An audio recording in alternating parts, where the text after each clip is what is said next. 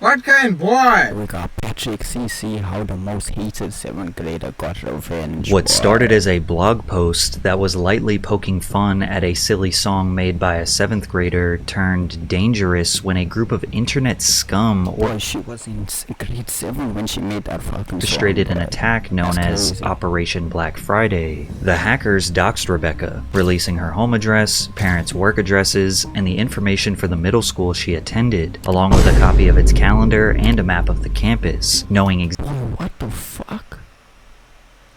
Nah, that nigga needs a life, boy. What the fuck exactly is where that she will shit? be and when. The plan posted to 4chan's That is B-board crazy. read, here are some simple orders. 12 p.m. EST, start calling the school with all of the numbers and tardy bull. Fax as many nudes of anything, girl, horse for example, and put Rebecca's name on it. At 1 p.m. EST, DDoS Arc Music Factory. At 3 p.m. EST, start requesting her sorry excuse for music on the radio. As if That is disgusting, boy. These hoes need a life, boy. If her Some life real being shit, boy. in What the danger wasn't fuck? hard enough on the young girl, Rebecca Black's song Friday was the catalyst of relentless cyberbullying. It briefly became the #1 most disliked YouTube video of all time, and was widely regarded as the worst song and video ever made. This is the story of how the entire internet attacked a 7th grade girl, and how she ultimately got her redemption. Let's be real, bro. That's not the worst song ever made, boy. There's so many other fucking trash ass songs exist. 13-year-old Like, what the fuck are we talking Rebecca about, Black boy? was initially inspired by her classmate Alana Lee, who released a song and professional music video called Butterflies. Now, Rebecca had been singing and dancing in school talent shows and musicals since she was a How you toddler. want me to go and call a song that's got like I don't know how many fucking hundreds or millions of views the worst song ever made, boy.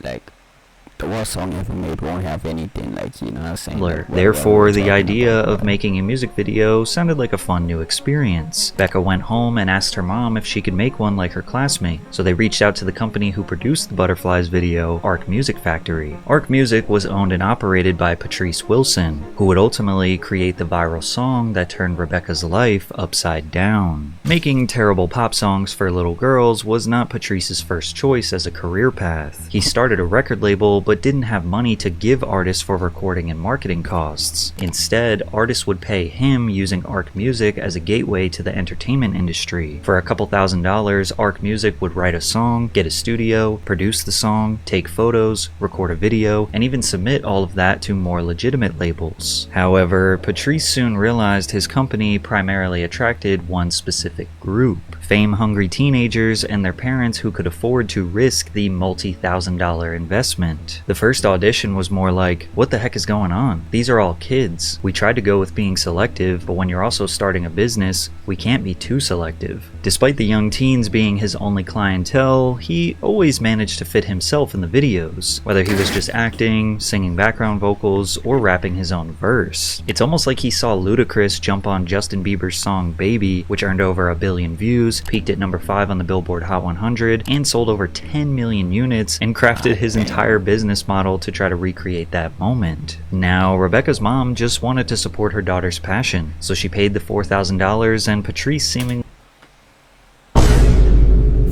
slapped together something Boy, that's like 80,000 rand. Boy, that that's was crazy. good enough to fulfill the excitement of a 13-year-old girl. Then they sent me, it was called It's Friday at the time. Nice. And I was just like, cute. Okay, whatever.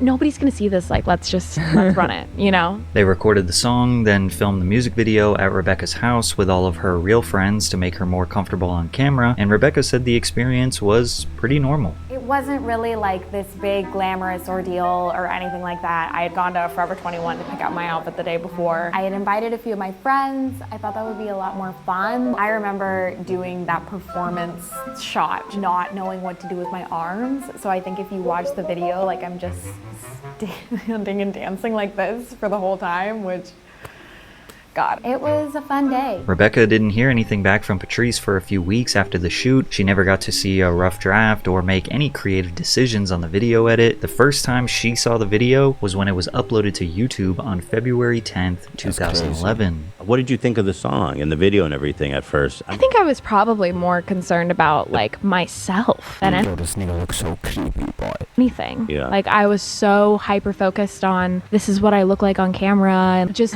picking my own self apart and like I look a little awkward there and like because this was never meant to be like this is my pop star debut. Yeah. Like I was literally just on my own vibe.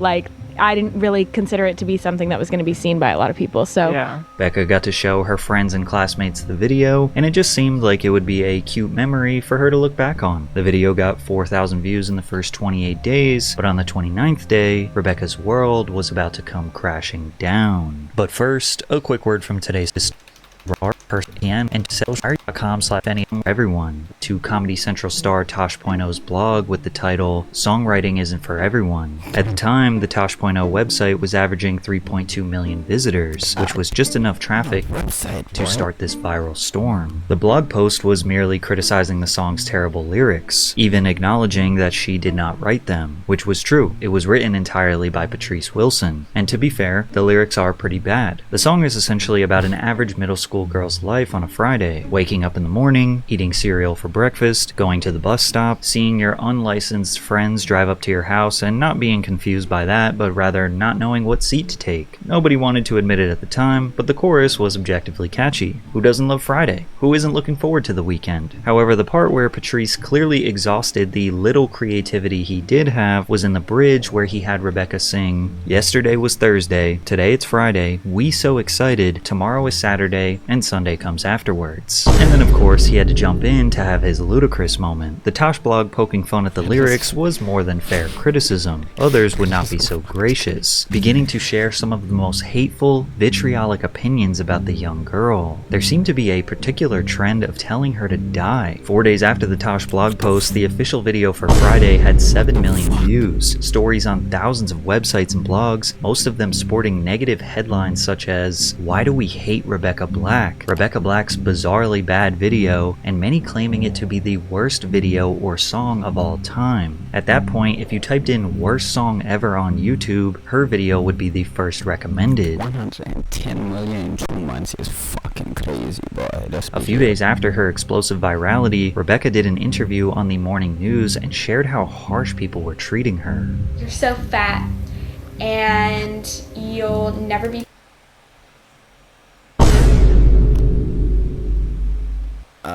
she don't look fat at all, yo. pretty. Boy. That's You what suck the at fuck. singing. I hope you go and I think you should get an eating disorder because that'll make you prettier. Additionally, Rebecca wanted to prove to her haters she could actually sing, since most people were critical of her monotone voice with the auto-tune cranked up high, but they weren't exactly impressed with her acoustic version either. Gotta make my mind up, which seat can I take?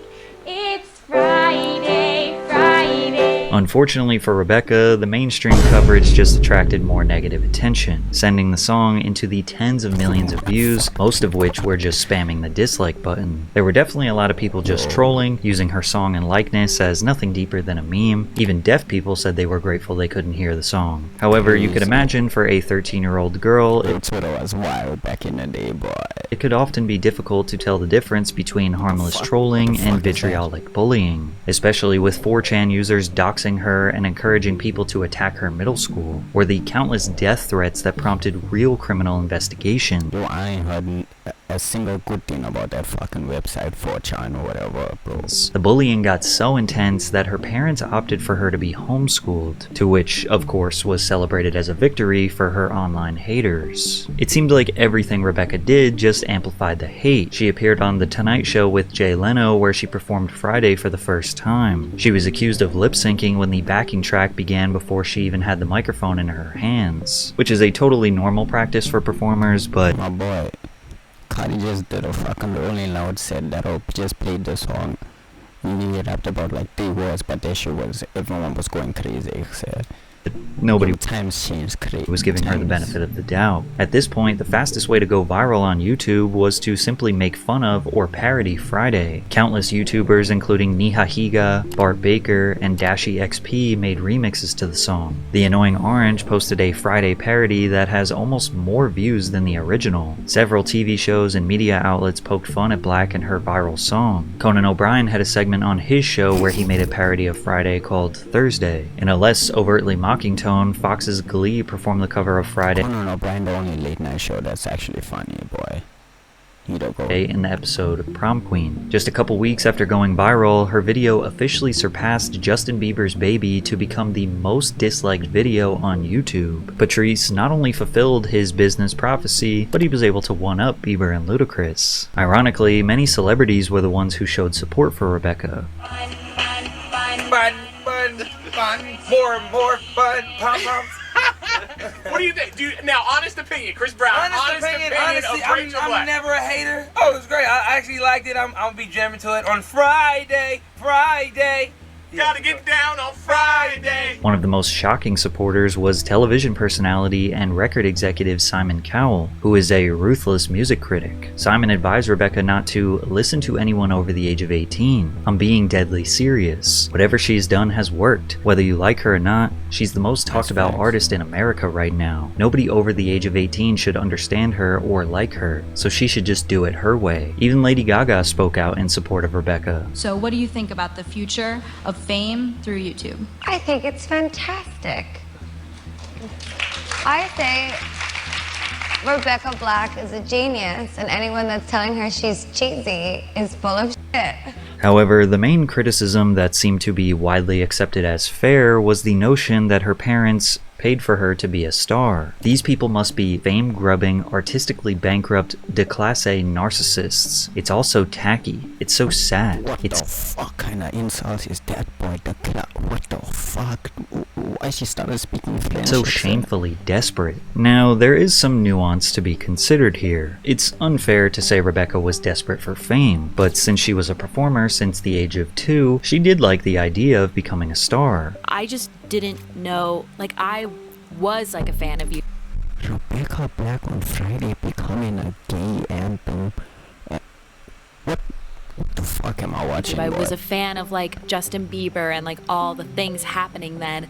I wasn't ready What the fuck is happening? for that then. Since American media glamorizes the celebrity lifestyle, it's not uncommon for a young girl to desire the red carpets, bright lights, and fans screaming their name. She loved to perform. She loved making music. Then again, she never thought Friday would be seen by anyone. She even recognized Friday was not a good song, but she also did not write it. Other critics wrote, "The only thing more horrifying than Rebecca Black's terrible Friday is the sad, easily exploited longing for fame she represents." This is a better critique of the industry as a whole. Rebecca was the product of an untalented record producer who was Now, Rebecca, she's what I would consider industry plant, bruh.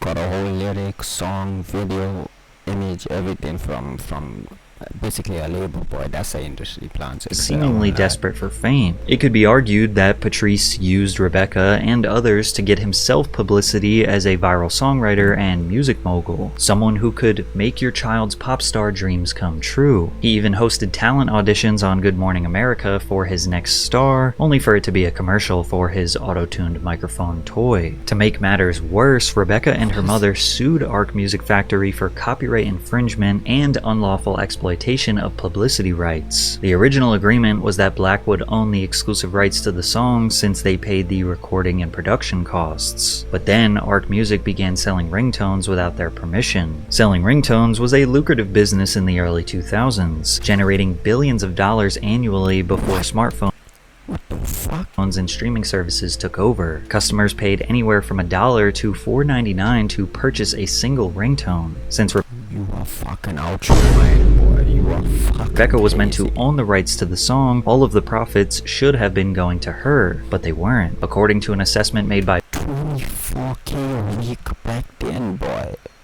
Yo. Billboard, the 13-year-old was netting roughly $24,900 per week from track sales. The sales and streaming data actually launched the song to the number 58 spot on the Billboard Hot 100. Arc Music later even tried to charge $2.99 to watch the music video on YouTube. Patrice and Arc Music were trying to unlawfully snag whatever revenue they could. At this point, Rebecca had the worst introduction to the music industry and fame you could imagine. Most people in her position would crack under the pressure, but she did the opposite. She fought back, first by embracing the memes and making fun of the song herself. Gotta have my bowl, gotta have cereal. That line is about consumerism. I gotta have my bowl, I gotta have my cereal. We can't live without these things in modern society, and for some people it's a mortgage, and others, it's a bowl of cereal. Well, the choice between the front seat and the back seat is actually a metaphor for American foreign policy. Front seat, Afghanistan, back seat, Iraq. We gotta make our mind up. Then by fighting Arc Music to retain full ownership of her song and Jaden Smith shit, what the re-uploading it to her official YouTube channel. My mom said to me, "We can either keep it up on YouTube or take it down." I said, "No, I'm not going to give them the satisfaction of making me take it down. No, this is going to work out. I just want to let it go. Let it do its thing." Were you guys ever able to make any money from that whole situation? Yeah. Yeah. Yeah. I mean, I own the master to the song. Okay. I didn't write it, so I don't own the publishing, but I own the So you own the recording. So anytime anybody used the song, you get paid. So that's nice though that you at least made a little bit of money from it. And you still are you still getting paid for sometimes people use it and Yeah, sometimes. Nice. Patrice desperately tried to recreate this viral moment with other young acts after Friday.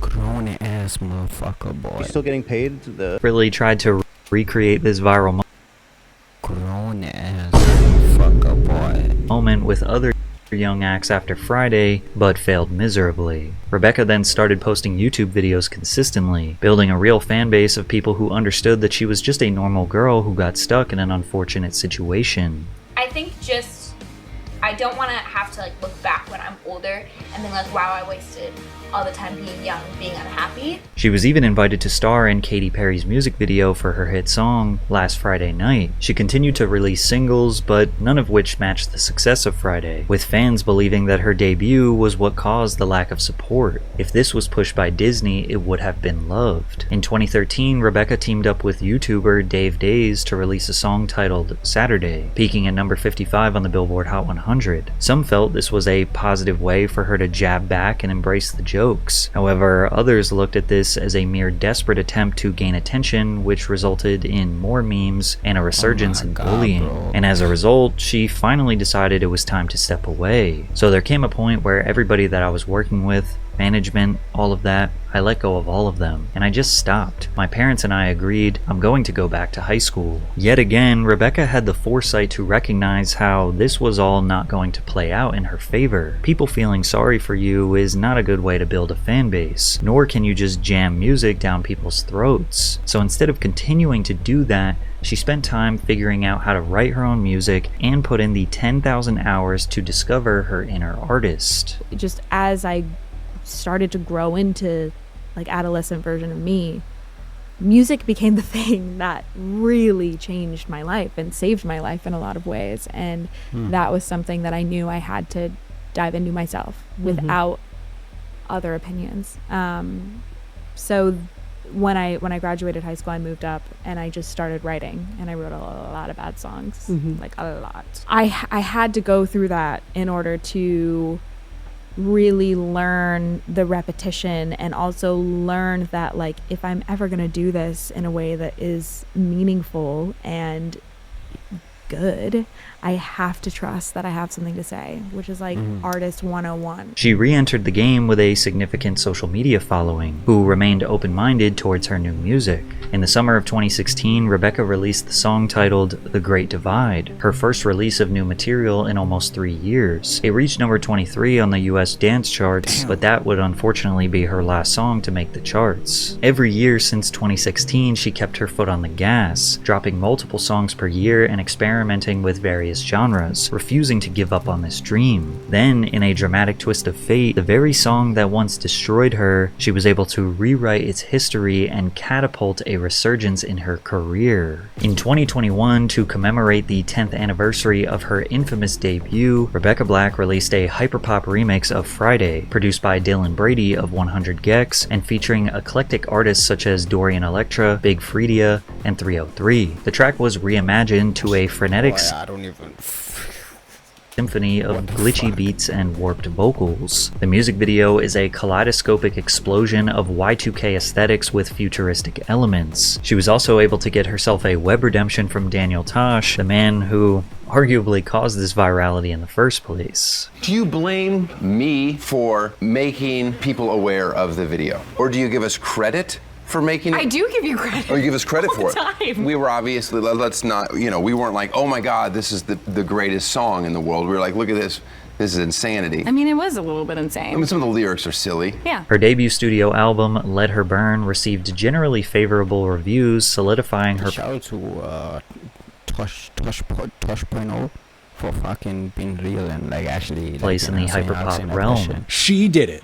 Rebecca Black made a solid little album and proved she is capable of pulling together a respectable pop record. Recently, she performed a phenomenal Boiler Room DJ set where she showed her deep knowledge and taste for hard-hitting techno bangers, and the crowd went absolutely wild in support of her playing a Friday remix. 7 a.m. waking up in the morning, gotta be fresh, gotta go downstairs, gotta have my bowl, gotta have cereal, seeing everything, but time is gold. She had two choices. Make this song ruin my life, make this song make my life. Actually mad inspiring to see how she flipped the script. At first, it was funny to tease Rebecca Black, but now people recognize we were way too harsh on an innocent 7th grader who was just trying to have a fun new experience. Friday was always a bad song, and it still is. But Rebecca rewriting her narrative and earning a genuine fan base from her hard work and creative vision could be one of the most respectable redemption arcs in history.